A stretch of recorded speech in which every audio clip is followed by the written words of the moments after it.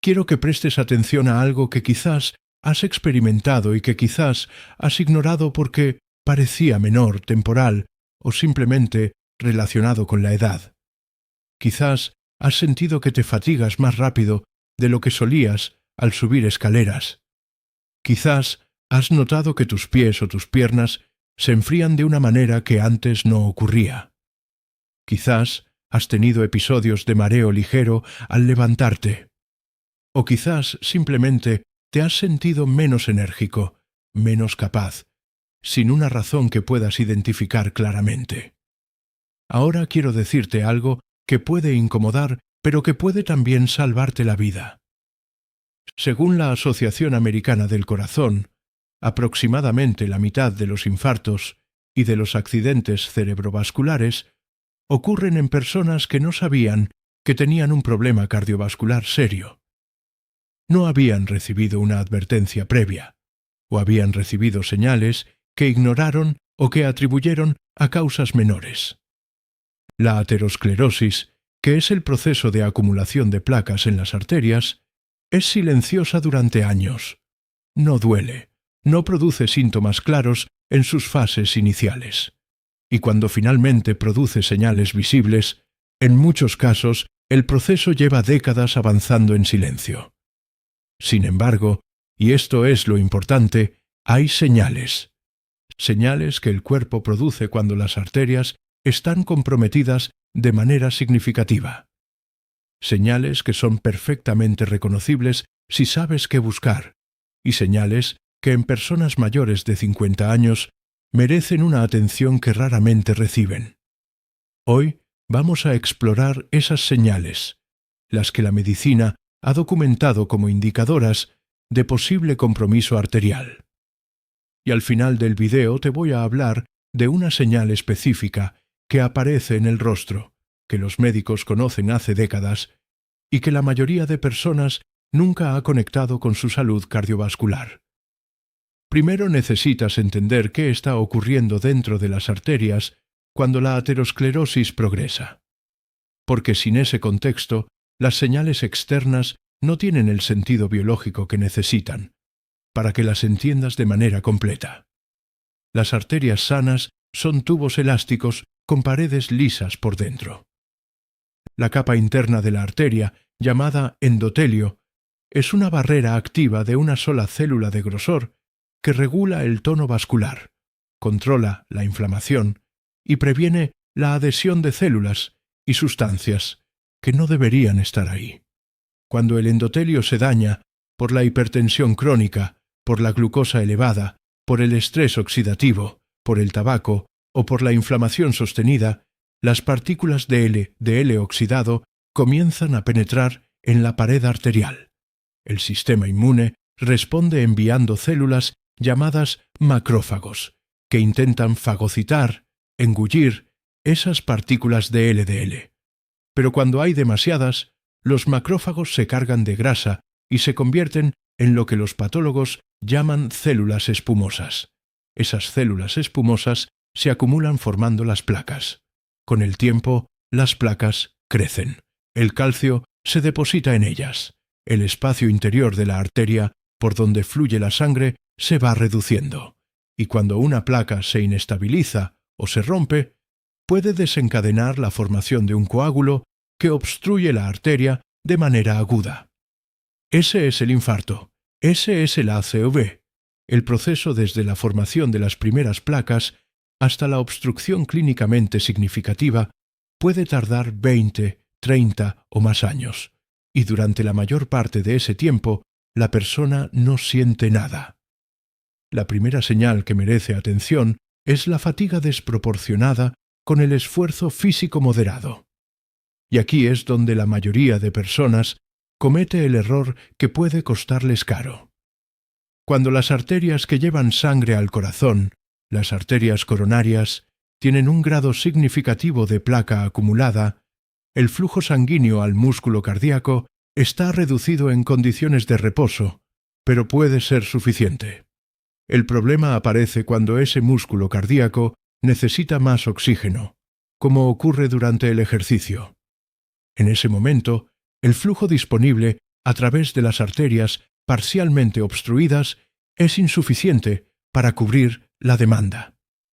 Y el corazón responde con síntomas que incluyen fatiga, sensación de presión en el pecho o simplemente una incapacidad de mantener el esfuerzo que antes era posible. Lo que la mayoría de personas hace con este síntoma es atribuirlo a la edad, al desacondicionamiento físico o al peso, y se para a descansar, el síntoma cede y lo ignora. Pero ese ceder del síntoma con el reposo es precisamente uno de los patrones más característicos de la angina de pecho, que es la manifestación de una arteria coronaria comprometida que durante el esfuerzo no puede proporcionar el flujo que el corazón necesita.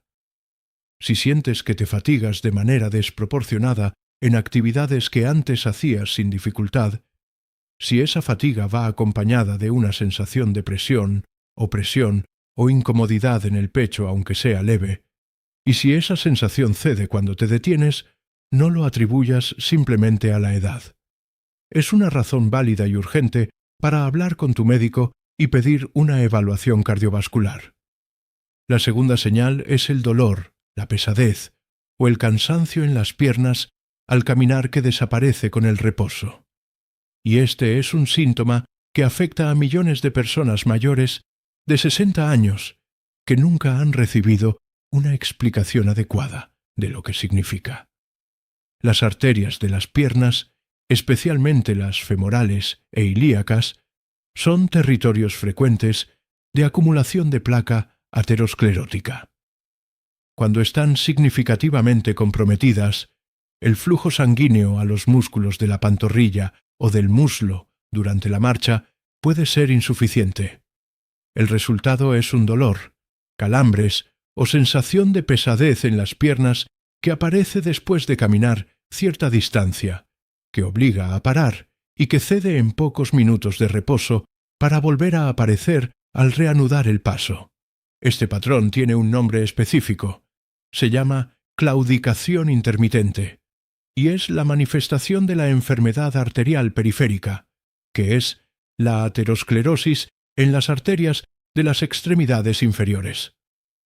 Lo que más importa entender sobre la claudicación intermitente es que su presencia indica que la aterosclerosis no está limitada a las piernas. Las mismas condiciones que generaron placa en las arterias de las piernas casi siempre han generado placa también en las coronarias y en las carótidas. La enfermedad arterial periférica es un marcador de enfermedad vascular sistémica, y su presencia multiplica significativamente el riesgo de infarto y de ACV. Si experimentas este patrón de dolor en piernas al caminar que cede con el reposo, es una conversación que debe ocurrir con tu médico en la próxima consulta, no en la próxima revisión anual. La tercera señal es la disfunción eréctil en hombres.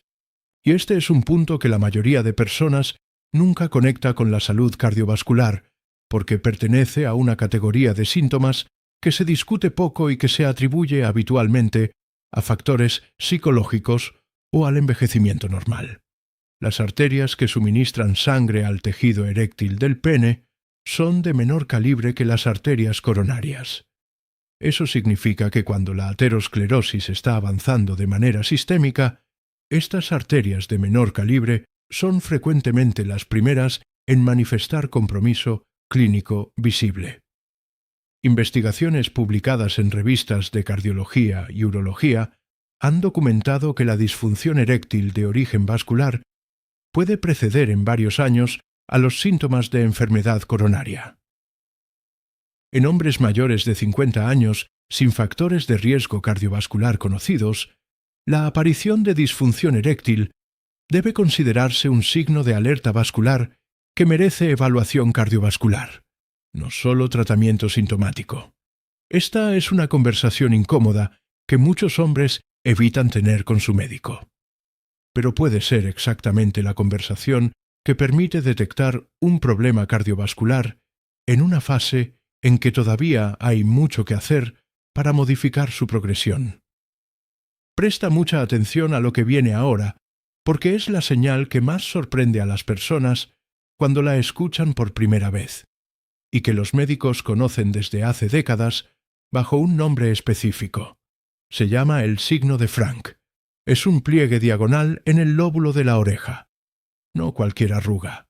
Un pliegue específico que va en diagonal desde la parte superior del lóbulo hasta la parte inferior, atravesando el lóbulo de manera oblicua.